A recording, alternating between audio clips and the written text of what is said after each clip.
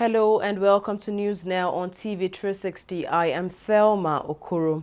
A strike action proposed by members of the Petroleum and Natural Gas Senior Staff Association of Nigeria, Pengasan, has been postponed. The strike was expected to begin today, Thursday, July 7th. However, leaders of the Oil Workers Union say the action is being put on hold until their leadership is able to meet with the government delegation to table their grievances. The leadership of Pengasan had issued a statement on Tuesday asking the union leaders in their various zones to mobilize their members for a total strike action. The union is accusing the federal government of deliberately frustrating its efforts to resolve issues bordering on the recent disengagement of some of their staff in some oil corporations, as well as poor welfare of oil workers. The Nigerian Army has reopened the Maiduguri-Dikwa-Gamboru Road 3 years after it was closed down as a result of the Boko Haram insurgency. Borno State Governor Kashim Shettima and the Chief of the Army Staff, Lieutenant General Tukur Buratai, were present for the reopening of the road. The governor, in his remark, commended the military for containing the insurgency within the short period, which enabled the reopening of the road. The Boko Haram insurgency has raged on in Nigeria's northeast region for about 7 years now, killing dozens of people. However, the Nigerian military has succeeded in beating back the Islamist sect and significantly reducing the amount of suicide attacks on innocent civilians in the northeast region. The Niger Delta Avengers say they have carried out an attack on Chevron oil facility in Niger's southern region. The group, which has claimed responsibility for a series of attacks on Nigerian oil facilities in the last few months, announced the recent attack through a statement on Thursday. Attacks by the group in the Niger Delta region has pushed crude oil production in Niger to 30-year lows in recent weeks, although the Niger National Petroleum Corporation (NNPC) last week said output was rising due to repairs. The group said its aim is to cripple Niger's economy while demanding the secession of the Niger Delta region. Meanwhile, President Muhammadu Buhari has urged members of the militant group to embrace peace and unity, warning that Niger's unity is not negotiable. The president was speaking at the presidential villa when residents of the Federal Capital Territory, led by Vice President Yemi Osinbajo, paid a Salah homage after the Eid prayers in Abuja, the nation's capital. He said the federal government had commenced the process of identifying the number of groups involved in militancy in the Niger Delta region. On July 7, 1998, Nigerian politician late Moshood Kashimawo Abiola died while in military detention. Abiola was the presidential candidate, presumed winner of the June 12, 1993 election. Observers described the election as the freest and fairest elections ever held in Nigeria, even though it was eventually annulled by then military president, General Ibrahim Babangida. 18 years later, more than 100 of Nigerians gathered in his home in Lagos to remember him. It was another day to remember the late MKO Abiola. Abiola was the presumed winner of the June 12, 1993 presidential election. He died 18 years ago under what some have described as suspicious circumstances in prison. Chanting songs and walking in unison, this group of civil society organizations walked round his home in Lagos, Nigeria's commercial city. Among those present at the gathering were his two sons, Jamiu and Abdulmumuni Abiola, as well as Joe Oke Odumaki, President, Women Arise and Center for Change. The various speakers took turns to address the gathering and pay tribute to the late MKO Abiola. As we remember MKO Abiola, we want to use this occasion to call for the gazettes of the June 12 election results and was belatedly released by Humphrey Nwosu. We also want to call for the posthumous declaration of MKO Abiola as a past president of the Federal Republic of Nigeria. We want great immortalization of MKO Abiola. It's good to be good. Because it's only when you are good that you live eternally. You see, MKO was not perfect. He was a businessman. But he was generous and he was honest in his dealings. So I want you people to know that this world is just a temporary place. There's nothing beyond. After all the speeches, the group laid a wreath at the grave of MKO Abiola inside the expansive compound. This has now become an annual ritual since the sudden passing of MKO Abiola in military detention 18 years ago. Before we were being dictated to. Now we're not being dictated to. Now we can now talk. Let's talk and let's think. Let's form groups and let's move towards a bigger purpose. Because Nigeria is bigger than me. It's bigger than Abiola. It's bigger than Babangida. It's bigger than every one of our leaders. Nigeria is for all of us. Government is a continuum. Actors there are transient. They will come and go. But the values for any society predicated on justice and equity remain.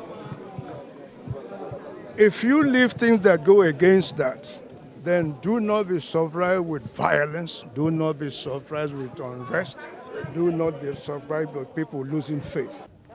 For this group, Abiola has become the symbol of Nigeria's democracy, whose imprints must not be allowed to be blown away. The Economic and Financial Crimes Commission, EFCC, has explained the details of its investigation against Ekiti State Governor Ayodele Fayose. The anti-graft body had frozen the accounts of the governor after investigations linked him to the $2.1 billion arms money reportedly diverted by the former President Goodluck Jonathan administration. EFCC said it had traced 1.21 billion naira to the governor's account. The details contained in an affidavit filed by the Anti-Graft Commission accuses Fayose of collecting bribes from several Ekiti State contractors. The affidavit was filed in response to a suit instituted by the governor at the Federal High Court in Ado-Ekiti, seeking an order directing the EFCC to unblock his accounts with Zenith Bank. President Muhammadu Buhari has commiserated with the government and people of Sokoto State on the passing away of one of their illustrious sons, Umaru Shinkafi.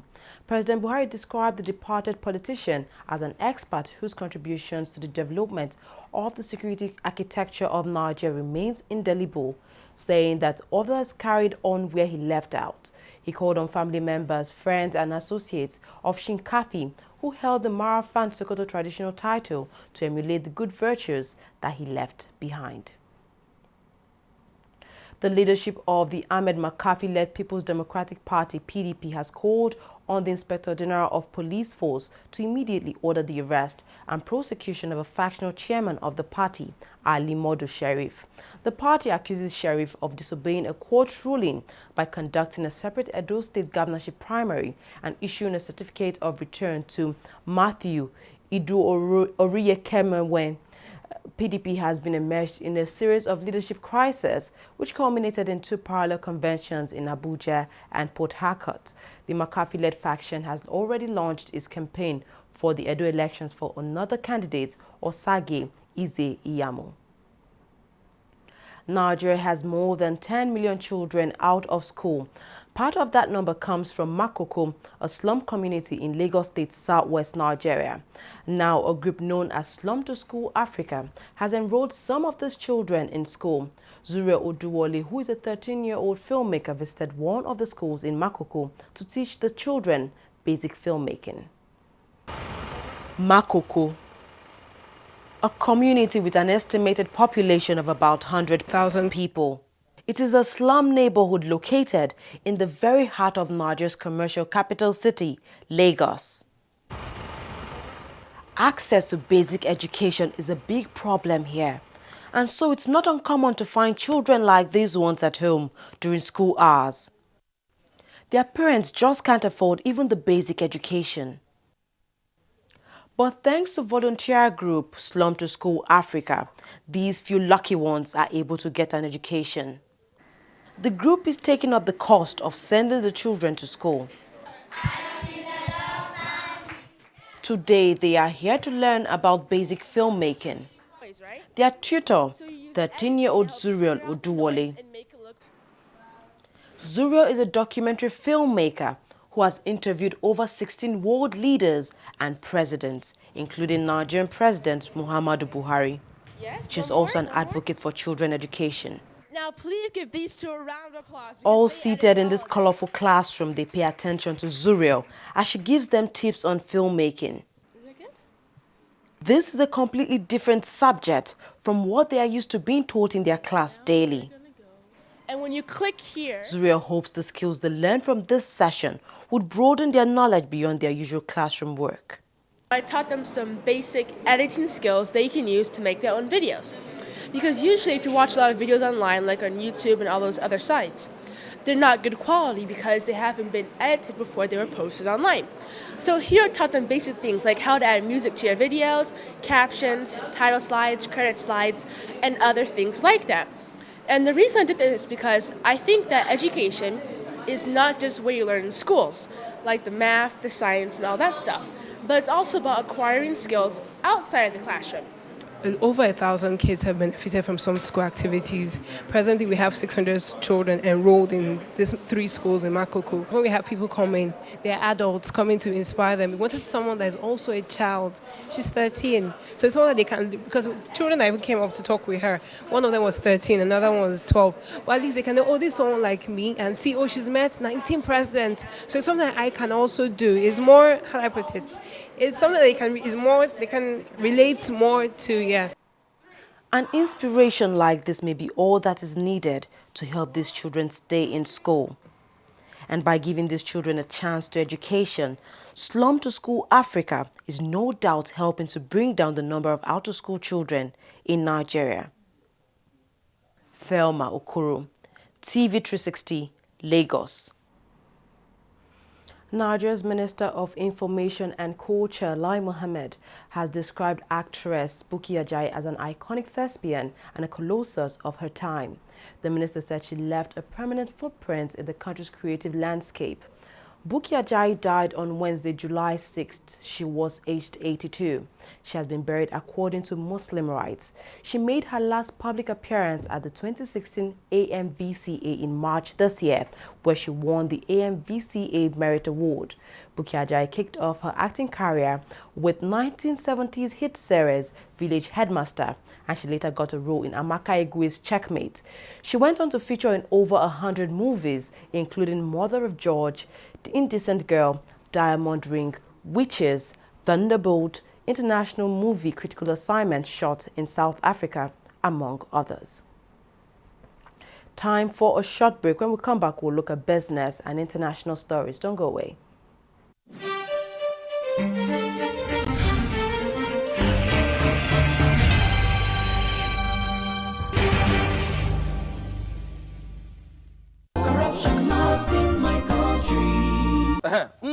How work?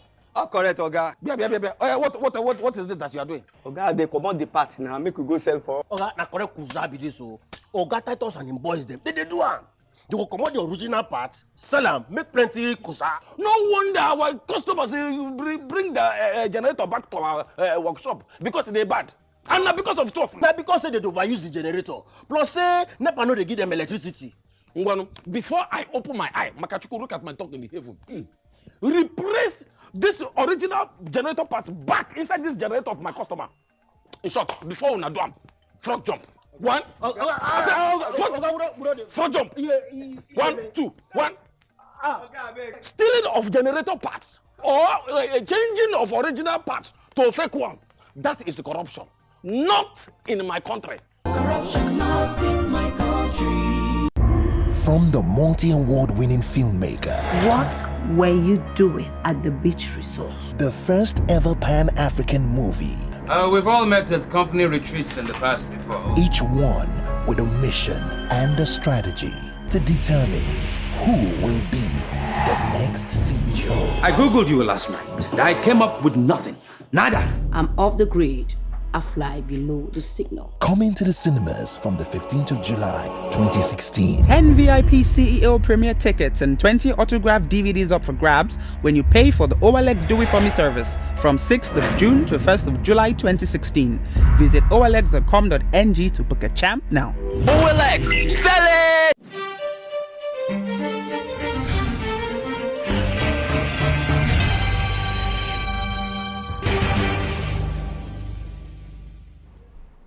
Welcome back. You're watching TV360 News now.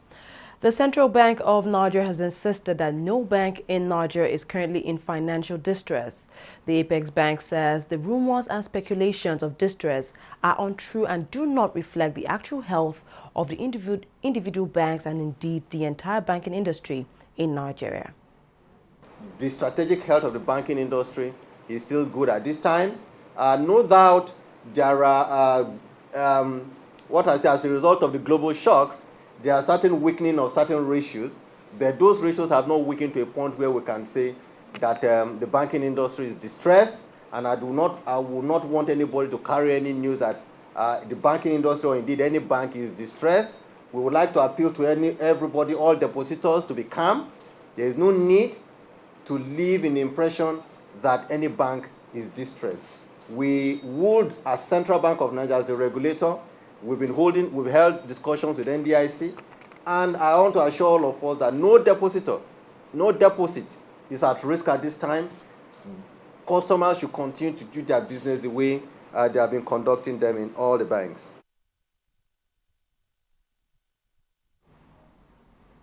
CBN Governor Godwin Emefiele has also denied reports that the Apex Bank was interfering in the newly introduced flexible exchange rate regime.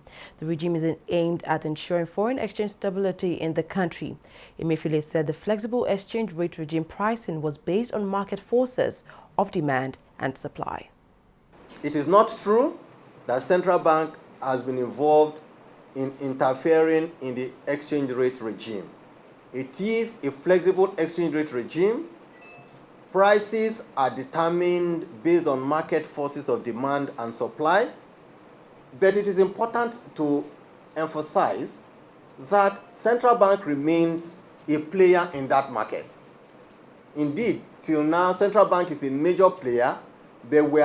We've begun to see that other players are beginning to return. And some of the returns that you read in the newspapers about the bids and sales of the banks, you would have seen that there are other autonomous sources and other sources that are coming in. And we are very gratified and hopeful that this is happening, because this is what we want.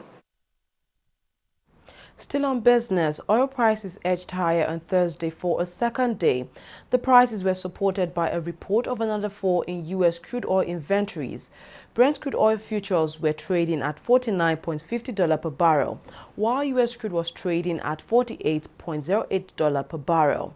Traders said a report of a reduction in available U.S. crude oil stockpiles was the main price driver, along with a slight weakening in the U.S. dollar. A black man has been shot dead by police in the U.S. state of Minnesota as protests continued over the police killing of a black man in Louisiana. Philando Castile's girlfriend live-streamed the aftermath, showing him covered in blood, with a police officer pointing his gun at him. He was shot as he reached for his driver's license, she said.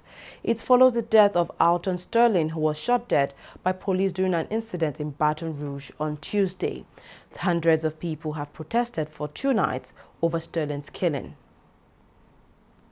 Moving on to sports stories now, French Open defending champion Angelique Kerber has crushed hope of an all-Williams sisters final after she defeated Venus Williams 6-4, 6-4 in the semi-final on Thursday.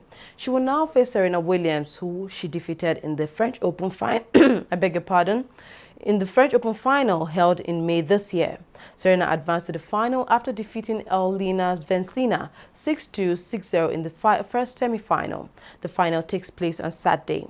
Serena will be hoping for her 22nd Grand Slam title, having been struck on 21 since last year's Wimbledon. Meanwhile, the 2016 French Open is Kerber's only Grand Slam title. Barcelona forward Lionel Messi and his father Jorge Messi say they will appeal to the Spanish Supreme Court after being found guilty of 3 counts of tax fraud at a court in Barcelona.